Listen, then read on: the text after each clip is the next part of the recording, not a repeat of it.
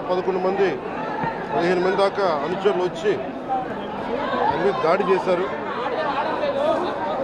ఆయన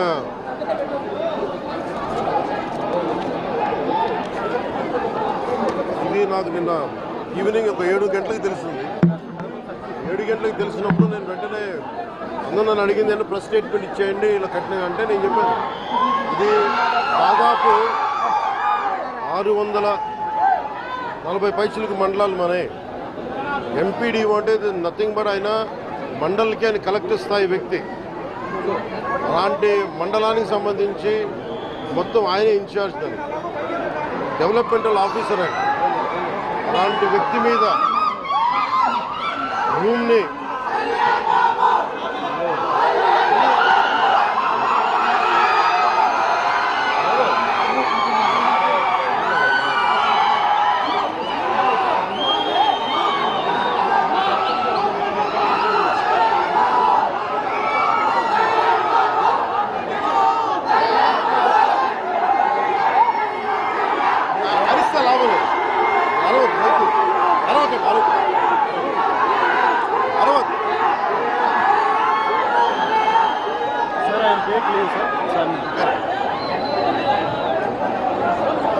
ముందుగా జవహర్ బాబు గారు ఆరోగ్య పరిస్థితి ఎలా ఉందని అడిగారు.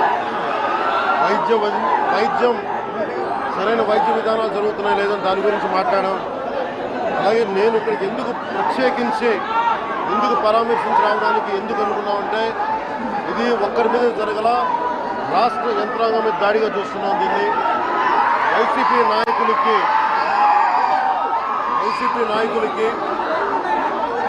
11 సీట్లకు ప్రజలు పరిమితం చేసినా కానీ ఇంకా అహంకారం చావాలా. ఈ అహంకారం తగ్గే వరకు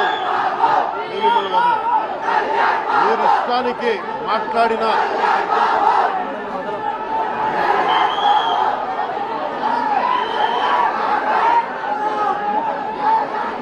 అహంకారంతో కొట్టుకొని మీరు ఈ పరిస్థితికి వచ్చారు. ఇది ఈ వ్యక్తి మీదే కాదు, గత గాలివీడు మండలం సంబంధించి గతంలో కూడా ఏంటా మీరు ఎప్పుడు ఏ స్లోగన్ ఇవ్వాలో మీకు తెలియదు. పక్కనండి.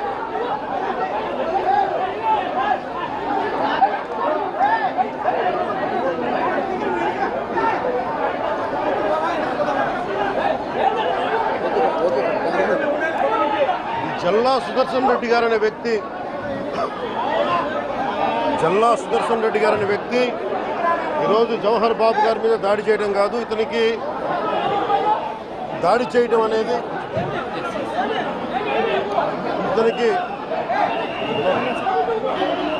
దాడి చేయడం అనేది కొత్త కాదు జల్లా సుదర్శన్ రెడ్డి గారికి.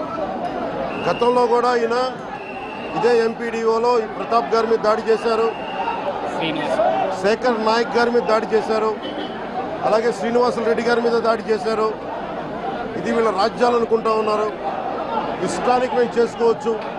నేను జవహర్ బాబు గారు కూడా చెప్పింది ఏంటంటే రూమ్ తాళాలు అడిగారు. మీ అమ్మగారికి ఇస్తాం, అది ఆవిడ మండల పరిషత్తు ఆవిడకి పదవి ఉంది కాబట్టి వాళ్ళ పిల్లలకి ఇవ్వమంటే ఎందుకు ఇవ్వం అని చెప్పి వాళ్ళ మనుషులు దాడి చేసి అమానుషంగా కొట్టారు. ఆయనకి హై బీపీ ఉన్న వ్యక్తి, హార్ట్ ప్రాబ్లం ఉన్న వ్యక్తి, పైగా కూర్చోబెట్టి కులాన్ని దూషించడం. దీనికి వీళ్ళ అహంకారానికి కులం ఏం లేదా. ఎవరైనా సరే శ్రీనివాసరెడ్డి గారు కావచ్చు, శేఖర్ నాయక్ గారు కావచ్చు, ప్రతాప్ గారు కావచ్చు, జవహర్ గారు కావచ్చు, ఎవరి మీదైనా సరే వాళ్ళకి ఆధిపత్యానికి అడ్డుకుంటే మటుకు వీళ్ళకి ఇదే. నేను వీళ్ళందరికీ ఇదే చెప్తున్నాను మీకు. ఇది గత ప్రభుత్వంలా కాదు. ఇది ఇష్టారాజ్యంగా చేస్తాం మేము కూర్చున్న వ్యక్తులం కాదు. మేము సాక్షాత్తు నేనే ఉప ముఖ్యమంత్రిగా ఉండి నేను తప్పు చేసిన శిక్ష పడాలి అని చెప్పి అసెంబ్లీలో చెప్పిన వాడిని. అలాంటిది మీరు ఇష్టారాజ్యంగా కూర్చొని అధికార విధులు నిర్వహిస్తున్న వాళ్ళ మీద దాడి చేస్తే ఏమాత్రం ఉపేక్షించాం. ఎస్పీ గారికి చెప్పాం, కలెక్టర్ గారు దృష్టికి తీసుకొచ్చాం. కలెక్టర్ గారు కూడా ఇదే చెప్పారు. నిన్న కొట్టగానే వెంటనే ఆయన విజయవాడలో ఉంటే ఆయన దృష్టికి తీసుకొస్తే వెంటనే ఎస్ఐని కానిస్టేబుల్స్ని పంపించినా సమస్య సాగల. అదనపు బలగాలతో సిఐతో వెళ్తే తప్ప పరిస్థితి కంట్రోల్లోకి రాలా. ఎలా కొట్టారంటే లోపల గడిపెట్టి మరి ఎవరిని రానివ్వకుండా గడిపెట్టి మరి ఆయన అమానుషంగా దాడి చేశారు. నువ్వు ఎలా వస్తావు ఇక్కడికి? ఎవరో వీళ్ళు చెప్పిన మాటలకి తొత్తులు కావాలి వీళ్ళకి. ఈ రోజున నా దృష్టిలోకి వచ్చింది, ఇది మొదటిసారి కాదు. గతంలో ప్రతాప్ గారి మీద దాడి చేశారు, శేఖర్ నాయక్ గారి మీద దాడి చేశారు, శ్రీనివాసులు రెడ్డి గారి మీద దాడి చేశారు. వీళ్ళకి కులం ఎక్కువ తక్కువ లేదు, వీళ్ళకి అహంకారం నడినెత్తి మీదకి వచ్చి కొట్టుకుంటా ఉంది. అహంకారం తీస్తాం, తోలు తీసి కింద కూర్చోబెడతాం. మీకు ఒళ్ళు ఒక్కొక్కళ్ళకి మీకు ఎక్కడెక్కడ ఉన్నాయో తెలియట్లా. మీకు అహంకారాలు పెరిగిపోయినాయి. మీకు ఆధిపత్యపు అహంకారంతో అధికారుల మీద దాడి చేస్తే మిమ్మల్ని ఎలా తీసుకెళ్లాలో, ఎలాంటి శిక్ష పడాలో మీకు ఖచ్చితంగా చేసి పెడతాం. మీకు ఇష్టారాజ్యంగా చేయకండి. అహంకారంతో నడినెత్తి మీద కళ్ళు నెత్తికెక్కాయి. మీకు ఈ ప్రభుత్వం చాలా త్రికరణ శుద్ధిగా అందరం కూర్చొని మేము కలిసికట్టుగా ఉన్నాం. ఇక్కడ ఇది కూటమి ప్రభుత్వం, ఇది వైసీపీ ప్రభుత్వం కాదు. ఇది ఇష్టారాజ్యంగా మీరు చేస్తారంటే కామ్గా కూర్చునే ప్రభుత్వం కాదు. మీకు ఎలా చేస్తే, ఎలా నియంత్రిస్తే మీకు కిందకు వస్తారో మేము చేస్తాం. మీరు గాల్లో విహరిస్తూ ఉన్నారు. 11 సీట్లు వచ్చి ఇంకా గాల్లో విహరిస్తున్నారు. మొత్తం మీకు ఎలా కిందకి దించాలో మాకు బాగా తెలుసు, చేసి చూపిస్తాం. ఇదే కాదు, ఈ సందర్భంగా ఏ నాయకులకైనా సరే అధికారుల మీద దాడి చేసినా, అధికారులు విధులు నిర్వహిస్తుంటే అడ్డుకున్నా చాలా కఠినమైన చర్యలు ఉంటాయి. ఈరోజు నేను వచ్చి ఇక్కడ ఎందుకు వచ్చాను జవహర్ బాబు గారి దగ్గరికి అంటే, ఆయన ఒక ఎస్సీ ఎస్టీ కులానికి సంబంధించిన వ్యక్తినో వీటి గురించి అని కాదు. ఎవరైనా సరే ఇర్రెస్పెక్ట్ ఆఫ్ కాస్ట్ ఆధిపత్య ధోరణితోటి కనుక దాడి చేసి విధుల నిర్వహణకు అడ్డం వస్తే ఇది ఉపేక్షించే ప్రభుత్వం కాదు. ఎస్పీ గారికి కూడా చాలా స్పష్టంగా చెప్పాం. వారికి ఎవరైతే తప్పించుకొని తిరిగారు ఇంకో 9 మంది, వారిని కూడా పట్టుకోమని చెప్పాం. వారికి తగిన విధంగా కౌన్సిలింగ్ చేయాలి, అలాగే కఠినమైన శిక్షలు పడాలి. మీరు లాయర్లు అయి ఉండొచ్చు గతంలో, మీ చట్టాలు కానీ మీ గతంలో మీ అధికారాలు కానీ ఏవి మిమ్మల్ని రక్షించలేదు, మీరు గుర్తుపెట్టుకోండి. అలాగే ఈ విషయంలో ప్రజలకు కూడా చెప్తా ఉన్నాను, యువతకు కూడా చెప్తున్నాను, ప్రత్యేకించి రాయలసీమ యువతకు కూడా చెప్తున్నాను, మహిళలకు కూడా చెప్తున్నాను, మీరు దయచేసి భయపడకండి. ఈరోజు జవహర్ బాబు గారి భార్య భయపడతా ఉన్నారు. మీరు మాట్లాడితే కూర్చొని వాళ్ళ నాయకుడు కూడా మీరు కూర్చొని ముందు ఇవి కరెక్ట్ చేయండి, ఇలాంటివి కరెక్ట్ చేయండి, మీ పార్టీ వర్గాలను మీరు నియంత్రించుకోండి. 11 సీట్లు వచ్చినా ఇంకా మీరు దాడులు చేస్తూ ఉంటే మటుకు ఉపేక్షించే ప్రభుత్వం కాదు ఇది. అలాగే ముఖ్యంగా రాయలసీమ యువతకు చెప్తున్నాను, ఇలాంటి తప్పులు జరిగినప్పుడు, ఆధిపత్య అహంకారంతో దాడులు చేస్తున్నప్పుడు నిజంగా మీరు ఎదుర్కోండి, మేము అండగా ఉన్నాం మీకు. నాయకులకు కూడా భయపడకుండా మీరు ఎదుర్కోండి, నిలువరించండి వీళ్ళని, భయపడకండి. మీరు ఇలా భయపడే ఈ రోజున ఒక ఎస్సీ అధికారి జవహర్ బాబు గారి మీద దాడి చేసి కులం పేరుతో దూషించారు. అన్ని రకాలు నువ్వు ఎలా తిరుగుతావో చెప్పి దూషించారు. నువ్వు వెళ్ళి రిటైర్ అని నేను చంపేస్తావని చెప్పి బెదిరిస్తూ ఉన్నారు. ఇవన్నీ సాక్కూడదంటే కేవలం ఇది పోలీసు ప్రభుత్వాలే కాదు, దీనికి ప్రజలు కూడా దీనికి స్పందించాలి. ఓట్లేసి మన పని అయిపోయిందంటే కాదు, ఇలాంటి వాటికి మీరు బయటకు వచ్చి మాట్లాడాలి. భవిష్యత్తులో ఇలాంటి నాయకులు మళ్ళీ ఎన్నికల్లో పాల్గొనాలంటే కూడా వాళ్ళకి భయం రావాలి. మీరు ఆ స్థితిలో ప్రజలు కూడా దీన్ని అప్రమత్తంగా మీరు కూడా దీనికి బాధ్యత వహించండి. మీ ప్రభుత్వం మీకు అండగా ఉంటుంది. అలాగే జవహర్ బాబు గారి భార్య ఒకటే భయపడుతూ ఉన్నారు, అయ్యా మేము నిస్సహాయతలో ఉండేవాళ్ళం, మేము ఎస్సీ మాల కులానికి చెందిన వాళ్ళం, మాకు భయాలు వేస్తున్నాయి, మాకు ఎవరు లేరు మాకు అండగా ఉంటే వాళ్ళకి ఇదే చెప్తున్నాను. మేము భరోసా ఇస్తున్నాం. పక్కనే కలెక్టర్ గారు ఉన్నారు, ఎస్పీ గారు ఉన్నారు, ఎమ్మెల్యే గారు ఉన్నారు, మిగతా జిల్లా సంబంధించిన నాయకులందరూ ఎమ్మెల్యేస్ ఉన్నారు, నాయకులు ఉన్నారు. మేము అందరి తరఫున మాటిస్తున్నాం. మీకు ఏమాత్రం ప్రాణభద్రతకి ఏమైనా ముప్పు కలిగినా మేమందరం మీకు అండగా ఉంటాం, కఠినమైన శిక్షలు తీసుకుంటాం మీకు భరోసా ఇవ్వడం జరిగింది వాళ్ళు. అలాగే డాక్టర్స్ని అడిగాను, వాళ్ళు చాలా లోపల కొట్టేశారు మొత్తం. ఆయన బాగలేదు, ఆరోగ్యం బాగలేదు. అన్నిటికంటే కూడా ఒక ఎంపీడీఓ అంటే ఒక మండలానికి ఉన్నతాధికారి, ఆయన ఒక ఎస్పీ, ఆయన ఆ మండలానికి ఆయన ఒక కలెక్టర్ స్థాయి వ్యక్తి.